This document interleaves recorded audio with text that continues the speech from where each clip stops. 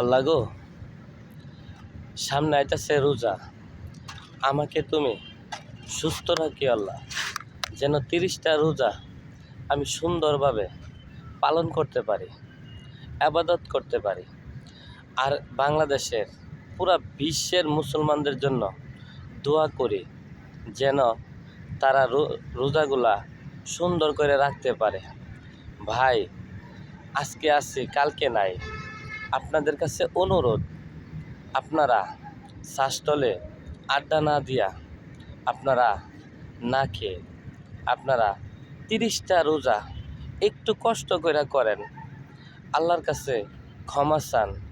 কারণ আজকে যদি আপনি মরে যান, সাথে এই রোজা যতটুকু আমল করবেন ওই আমলটুকুই যাবে। ওই যে চা খাইছেন, পান সিগারেট খাইছেন, ওইগুলা কিন্তু ভাই যাবে না।